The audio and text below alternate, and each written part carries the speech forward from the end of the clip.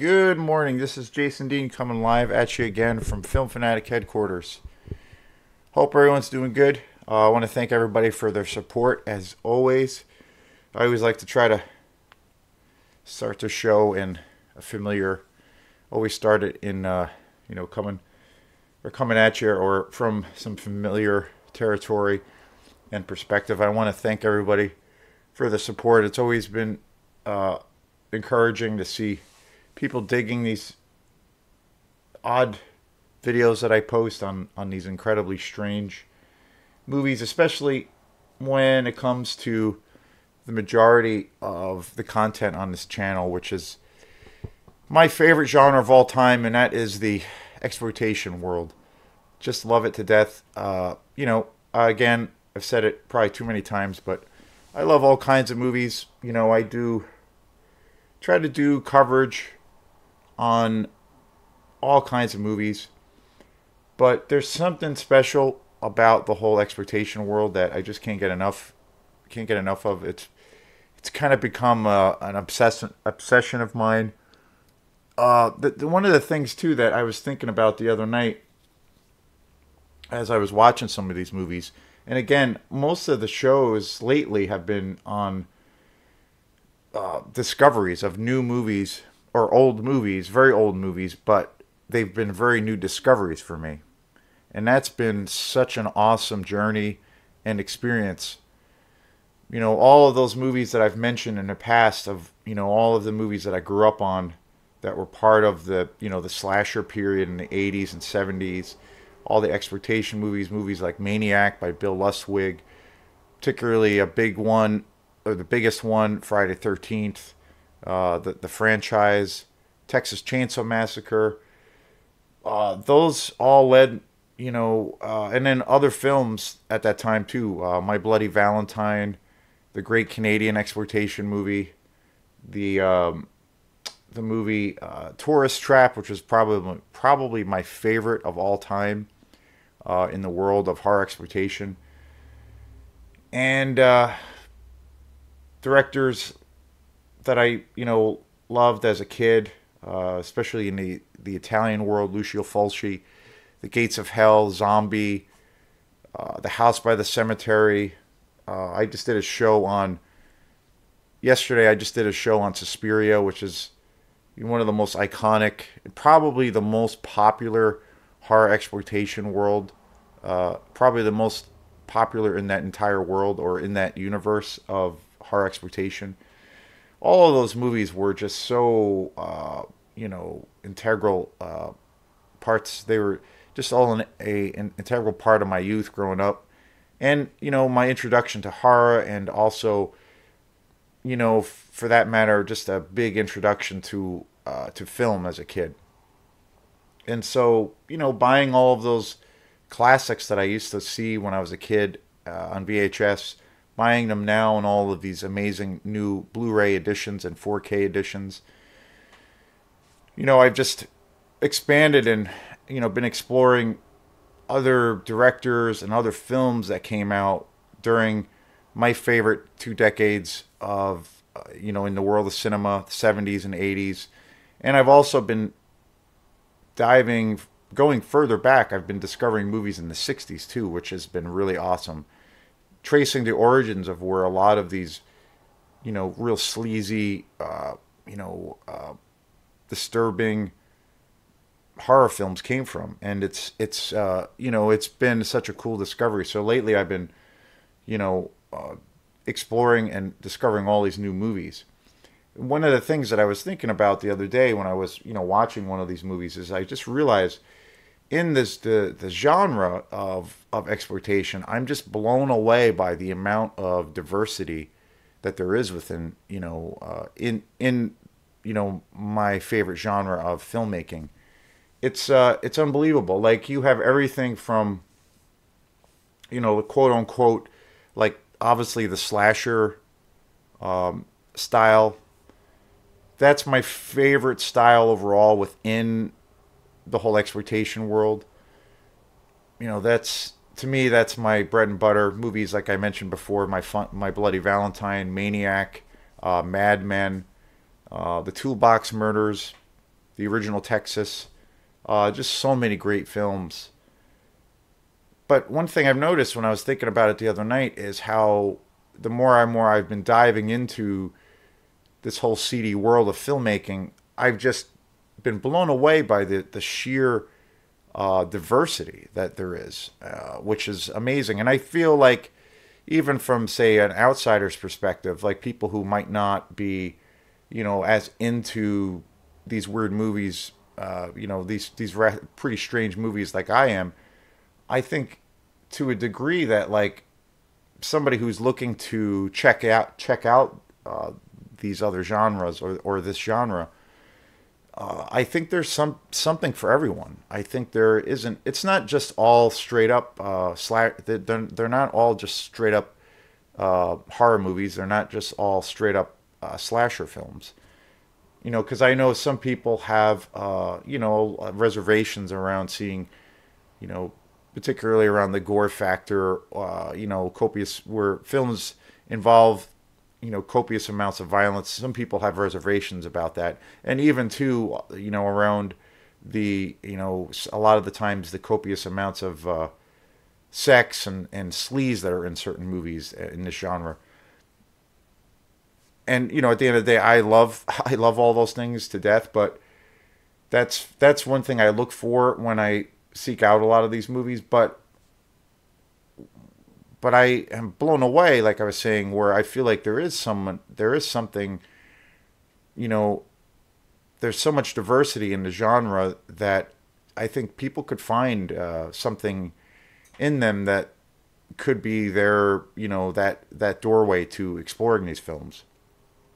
I mean, there's lots of films that I would say are kind of almost in the comedic. They have a very comedic tone to them. Reformed Schoolgirls is a movie that is definitely an exploitation movie, but it's really funny and campy and silly, and it's not a very violent movie per se. And that's a movie I'm going to eventually get to. Massacre at Dinosaur Valley is another movie I did a show on. That's just a real fun ride. It's like that's one of the other things I love about these movies is they're essentially like amusement parks. But that movie doesn't really have those kinds of tropes of gratuitous violence or sex. It does have that a little bit, but it's really campy and silly and almost plays out like a comedy. But the things, the genre, the variety that I've been witnessing and experiencing is you have so many different films, tons of American directors that made exploitation movies in the 70s and 80s. And then you have all of the Italian, masters. And then you have, all of these other films and filmmakers from like basically every part of the globe, which I've been discovering.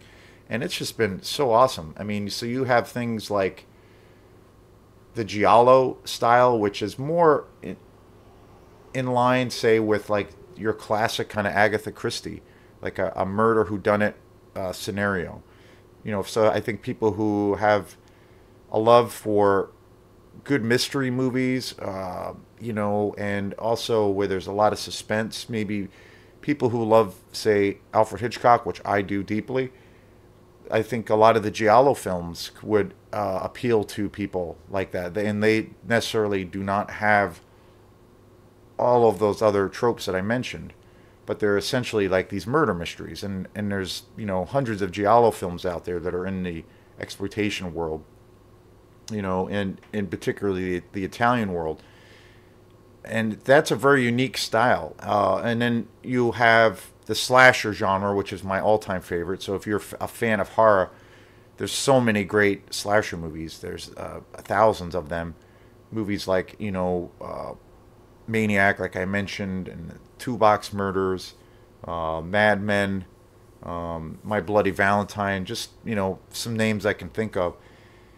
And then you have, movies like where they dive deeply into the whole sex exploitation world, and that's a whole other world too. A Scream in the Streets is another one that's pretty fantastic, in that world. So you have like movies that are steeped in comedy. You have movies that are very much slasher killer movies. You have, and then you also have a lot of zombie movies, particularly that came out of Italy in the 70s and in the 80s. You have movies that have like your classic straight up monster movie. Another a great example of that, which doesn't really have any gore in it or sex, but it's like a straight up kind of classic monster movie, Creature from Black Lake.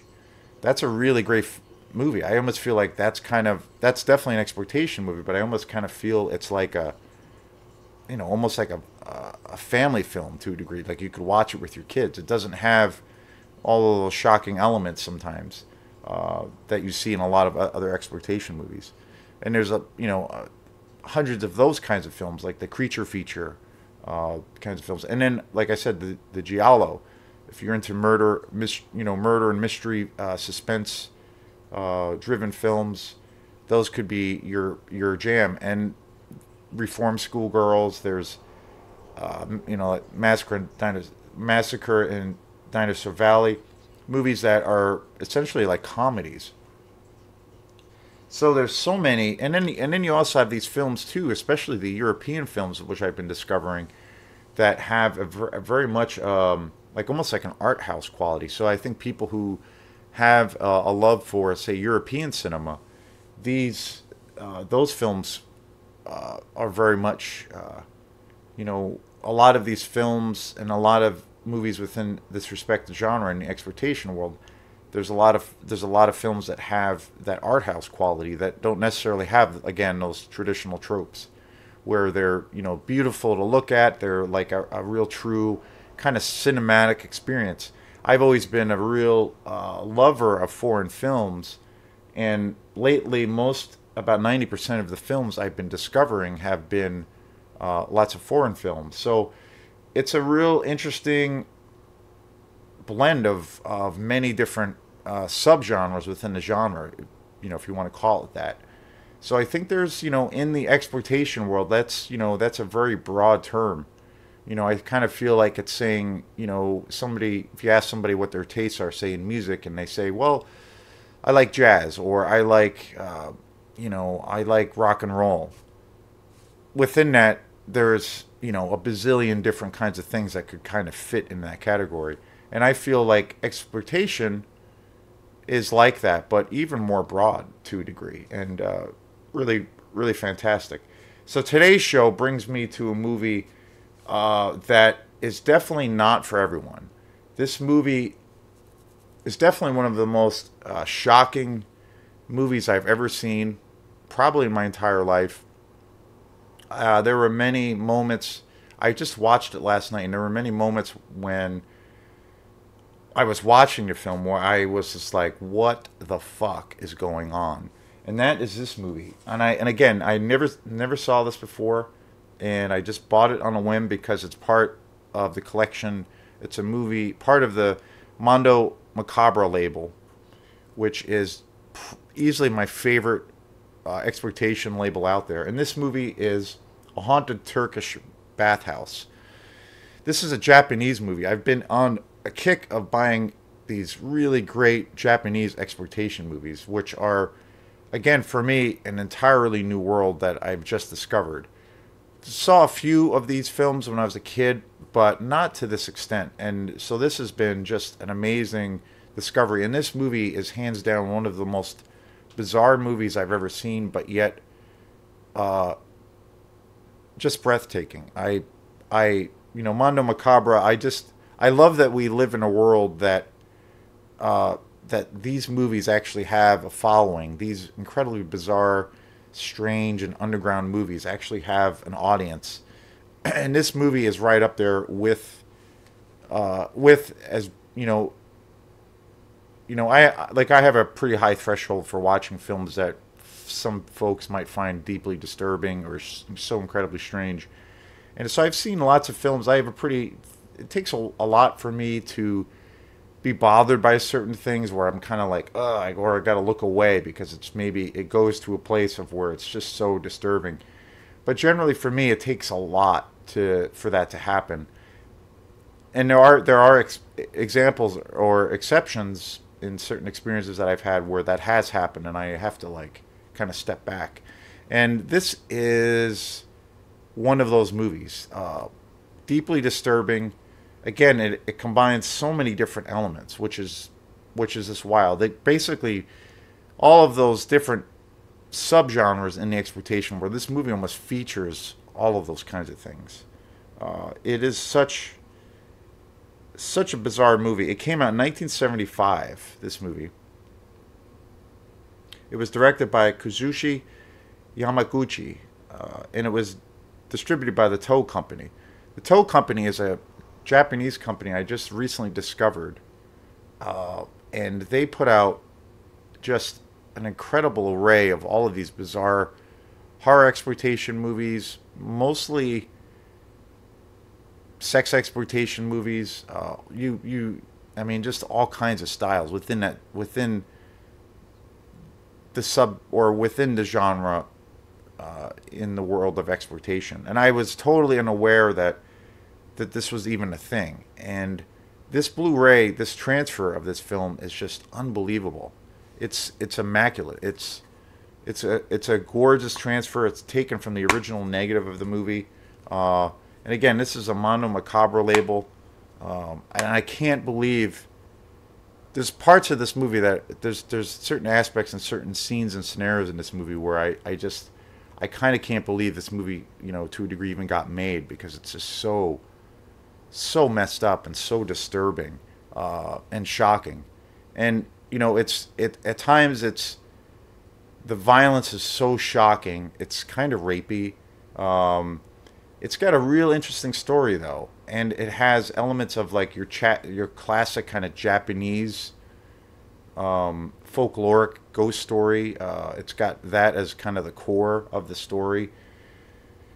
It's really surrealist. It's got a very surrealistic kind of quality to it. It's pretty mysterious. The atmosphere is amazing. The way the film was shot is just gorgeous. Like I said, the transfer of this on Blu-ray is staggering. The music is just really wild.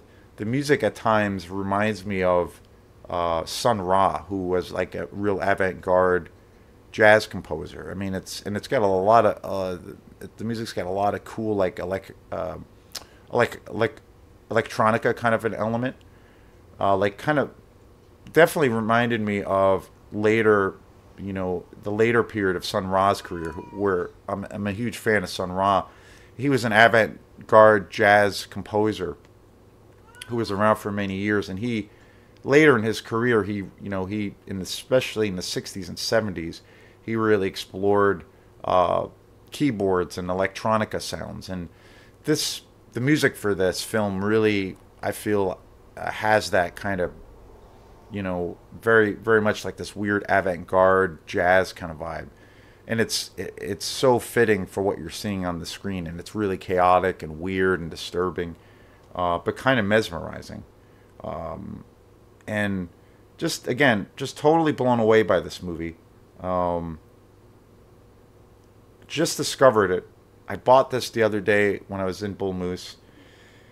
Kazuhika Yamaguchi is the director of this film, and he's made, again, I just got turned on to his work. He made films such as Champion of Death in 1975.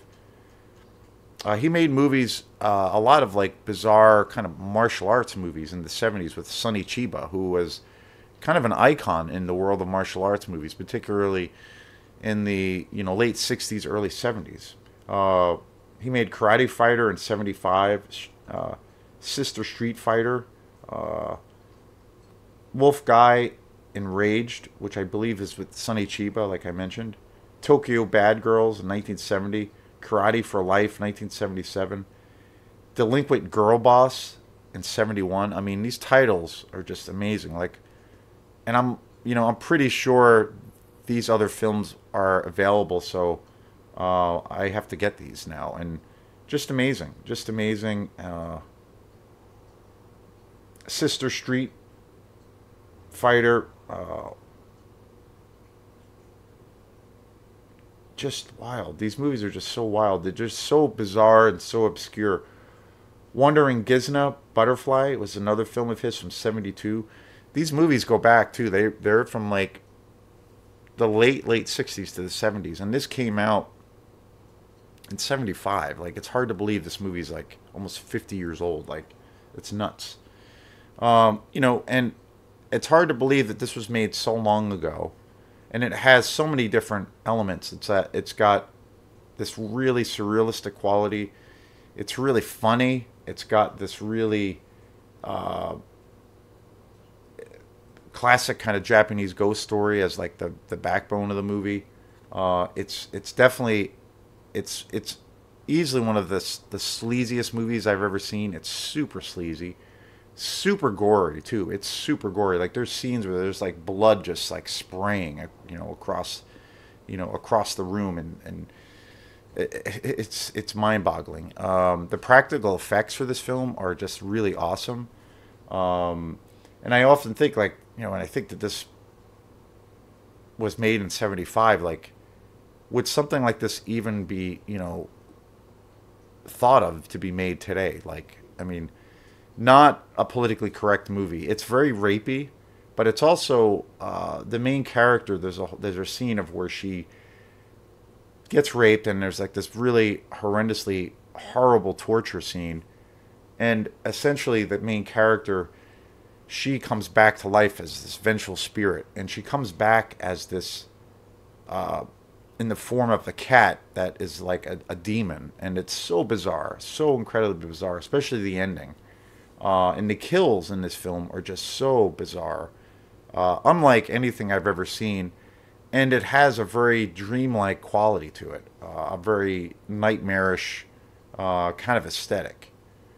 And, Mondo Macabro, like, that's the thing. They put out these movies that it's just like, holy crap. And I'm just blown away by these films. So I highly recommend this film. It is unlike anything I've ever seen before. This is now one of my favorite movies, probably of all time, and especially in the exploitation world. A Haunted Turkish Bathhouse, 1975. Wow, what a gem, what a find. And I'm looking forward to watching this again, and also getting some more of these insanely good Japanese titles from the '70s and even before that. So this is Jason Dean. I want to thank you again for your support. And if you like this channel, please like and subscribe, and we will see you next time. Peace.